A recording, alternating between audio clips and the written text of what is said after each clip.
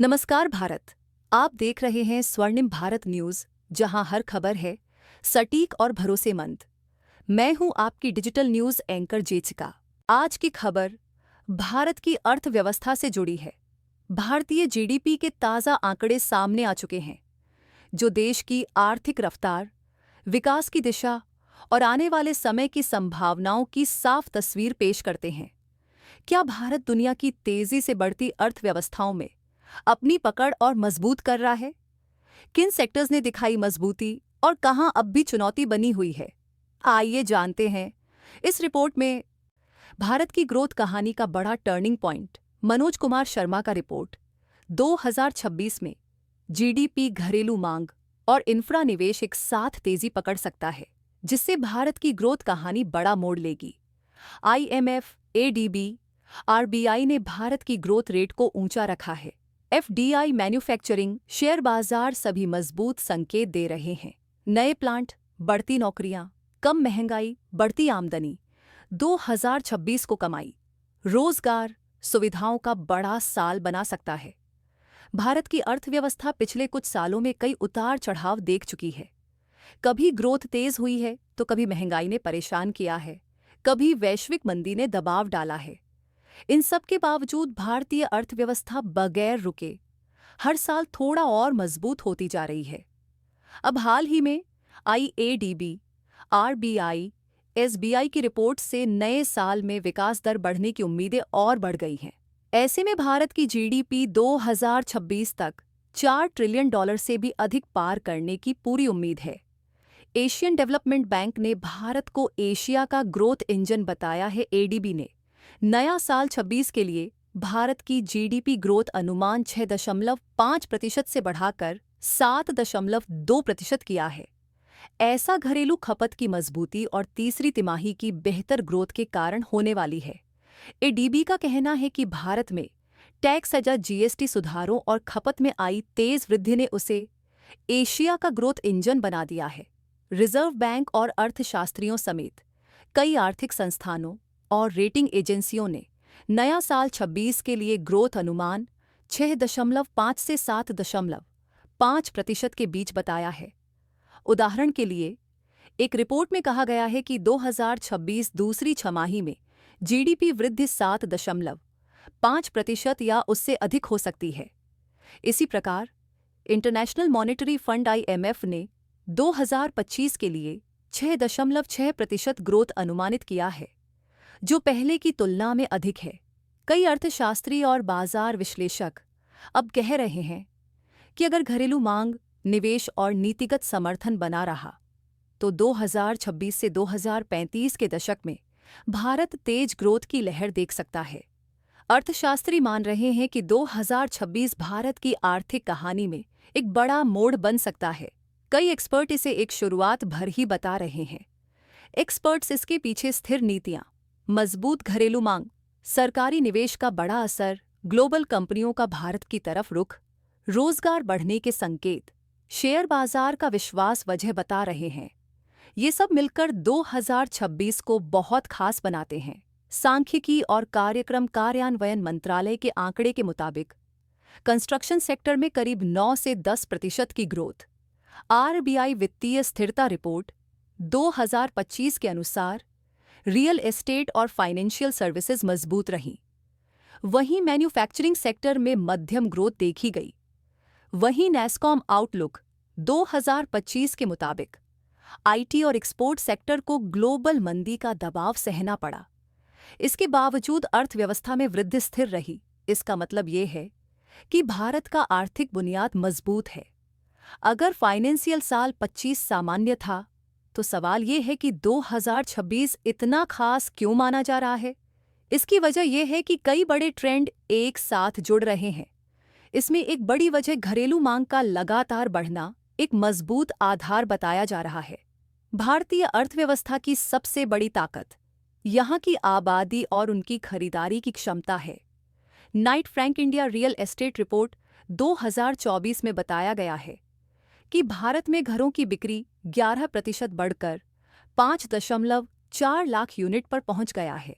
बात अगर air travel की करें तो इस साल नवंबर-दिसंबर में इंडिगो संकट की वजह से भले ही आंकड़ों पर असर पड़ सकता है, लेकिन डीजीसीए डोमेस्टिक एयर ट्रैफिक 2024 के आंकड़े बताते हैं कि एयरलाइन ट्रैवल की संख्या पिछले साल यानी 2014 में 15.6 करोड़ पहुंच गई है, जो कि अब तक का रिकॉर्ड है। आरआई रिटेल कंजम्पशन इंडेक्स 2024 के आंकड़े बताते हैं कि मॉल, रेस्टोरेंट और सिनेमा हॉल में फुटफॉल कोविड के वर्षों के स्तर से ऊपर बढ़ गए हैं। वहीं confederation of all India traders (CAIT) 2024 के मुताबिक फेस्टिव सीजन 2024 से 25 में भारत ने 2.6 लाख करोड़ रुपए से ज्यादा खर्च किए। इसका मतलब ये है कि भारतीय लगातार खर्च कर रहे हैं, खरीदारी कर रहे हैं और उनकी खपत अर्थव्यवस्था को आगे बढ़ा रही है। आरबीआई की मौद्रिक नीति समिति (MPC) 2025 के अनुसार 2026 में महंगाई कुछ कम होने की संभावना है। लोगों की आय बढ़ रही है, रोजगार के बढ़ने के संकेत मिल रहे हैं। वहीं आरबीआई ने जो दरें घटाई हैं, उससे ईएमआई पर राहत मिलने शुरू हो गए हैं। लिहाजा अर्थशास्त्री कह रहे हैं कि भारतीय अर्थव्यवस्था का इंजन 2026 में घरेलू मांग ही बनेगा। 2024 से 2026 तक 30 से 33 लाख करोड़ रुपए का सरकारी इंफ्रास्ट्रक्चर निवेश हुआ है। वित्त मंत्रालय के कैपेक्स स्टेटस नोट्स के अनुसार सरकार पिछले 3 से 4 साल से भारी भरकम निवेश कर रही है। फाइनेंशियल साल 24 में कैपिटल एक्सपेंडिचर 37% बढ़ा 25 में। कैपेक्स बजट 11.1 लाख करोड़ 26 में।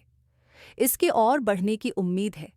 इसका असर यह होगा कि नई सड़कें, नए एक्सप्रेसवे, मेट्रो विस्तार, बिजली क्षमता में बढ़ोतरी, बंदरगाह और लॉजिस्टिक्स अपग्रेड, औद्योगिक कॉरिडोर तैयार होगा। ये सभी चीजें 2026 में जमीन पर दिखने लगेंगी। यही कारण है कि नीति आयोग इंफ्रा आउटलुक 2026 को इंफ्रा डिलीवरी ईयर कह रहा है। ग्लोबल सप्लाई चेन भारत की तरफ देख रहा है और दुनिया के कई बड़े देश चीन पर निर्भरता कम कर रहे हैं। इसे चीन प्लस एक स्ट्रेटेजी कहा जाता है। इसका फायदा भारत को मिल रहा है क्योंकि यहाँ बड़ी संख्या में युवा वर्कफोर्स मौजूद है, तो लागत सस्ती है।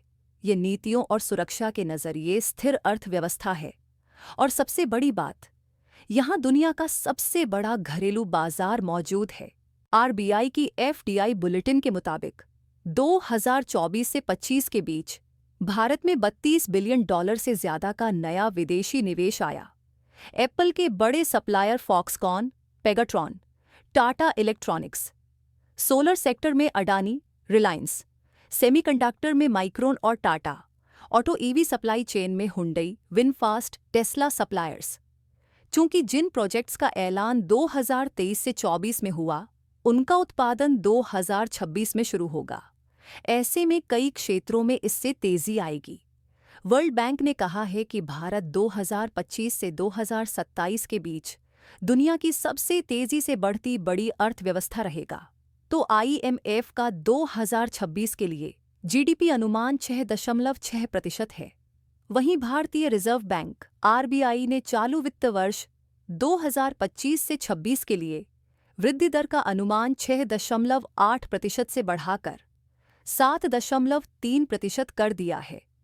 ये संशोधन जुलाई से सितंबर तिमाही में 8.2% की मजबूत आर्थिक वृद्धि को ध्यान में रखते हुए किया गया है। एक रिपोर्ट में कहा गया है कि 2026 दूसरी छमाही में जीडीपी वृद्धि 7.5% या उससे अधिक हो सकती है। अब एशियाई विकास बैंक एडीबी ने भी वित्त वर्ष 2025 से 26 के लिए भारत की वृद्धि दर का अनुमान 6.5% से बढ़ाकर 7.2% कर दिया है। स्टॉक मार्केट हमेशा भविष्य को पहले पकड़ता है। शेयर बाजार ने पहले ही संकेत दे दिया है। फाइनेंशियल वर्ष 24 से 25 में निफ्टी और सेंसेक्स रिकॉर्ड हाई पर पहुंच गया। पीएसयू स्टॉक्स 40 से 70% तक बढ़ गया। Banking, capital goods, infra sector में बड़ा उछाल देखने को मिला। वहीं विदेशी संस्थागत निवेशक एफआईआईएस और घरेलू संस्थागत निवेशक डीआईआईएस का रुझान भी बना रहा। 2024 से 25 के दरमियान एफआईआईएस ने भारत में लगभग 1.7 लाख करोड़ रुपए लगाए। तो बाजार में डीआईएस ने 2024 में 2.3 लाख करोड़ रुपए डाले। इसका मतलब घरेलू निवेशकों का भरोसा पहले से ज्यादा मजबूत हो चुका है। बाजार अब विदेशी पूंजी के प्रवाह पर पूरी तरह निर्भर नहीं है। घरेलू म्यूचुअल फंड्स, इंश्योरेंस कंपनियां और खुद निवेशक एसआईपी म्यूचुअल फंड अब प्रमुख भूमिका निभा रहे हैं। ये दीर्घकालिक स्थिरता के लिए अच्छा संकेत है। रॉयटर्स की एक रिपोर्ट के मुताबिक कई निवेश बैंकों का अनुमान है कि 2026 के अंत तक प्रमुख शेयर सूचकांक जैसे निफ्टी 50 में 10% से अधिक वृद्धि हो सकती है, खासकर अगर उपभोक्ता मांग, आर्थिक वृद्धि और निवेश बनी रहे। लिहाजा इकॉनमी उम्मीदों पर खरी उतरी तो 2026 से 27 में बड़ा रिटर्न संभव है। नया साल में आईटी, नए मैन्युफैक्चरिंग प्लांट शुरू होने के पूरे आसार हैं। पर्यटन, होटल, ट्रैवल सेक्टर पूरी तरह रिकवर होकर आगे बढ़ेंगे। वहीं डिजिटल सेक्टर में एआई और डेटा जॉब्स बढ़ेंगी। ऐसे में नीति आयोग रोजगार विजन डॉक्यूमेंट के अनुसार 2026 से 2030 के बीच भारत में रोजगार तेजी से बढ़ सकता है। निश्चित तौर पर 2026 में जो भी आर्थिक तेजी आएगी और बदलाव होंगे, उनका सीधा असर आम लोगों पर पड़ेगा। ऐसे में ज्यादा नौकरी के मौके हासिल होंगे, बेहतर सड़कें मिलेंगी, घर खरीदना और आसान होगा, ट्रैवल और आसान होगा, ईएमआई की और सस्ती होने की उम्मीद भी है। ईज ऑफ डूइंग बिजनेस पर सरकार का फोकस है, तो यह और भी आसान होगा। छोटी दुकानों और स्टार्टअप्स के नए मौके हासिल होंगे। तो जब आम आदमी की जेब में पैसा बढ़ेगा तो खर्च भी बढ़ेगा और जीवन स्तर बेहतर होगा। जीडीपी में स्थिरता दिख रही है, घरेलू मांग में मजबूती, महंगाई नियंत्रित है और सरकार इंफ्रास्ट्रक्चर से लेकर अन्य क्षेत्रों में भारी निवेश कर रही है। वहीं दूसरी तरफ एफडीआई रिकॉर्ड स्तर को छू रहा है। शेयर बाजार पर भरोसा बढ़ा है और ग्लोबल सप्लाई चेन भारत का रुख कर रहे हैं। ऐसे में जानकारों की नज़र में 2026 से 2035 भारत की सबसे तेज ग्रोथ की अवधि हो सकती है। मॉर्गन स्टैनली इंडिया दशक रिपोर्ट का अनुमान है कि इसकी शुरुआत साल 2026 से हो सकती है। धन्यवाद। आप देखते रहे स्वर्णिम भारत न्यूज़, जहां खबरें बोलती हैं सच्चाई। हम कल फिर मिलेंगे नई ताज़ा खबरों के साथ। जय हिंद, वंदे भारत।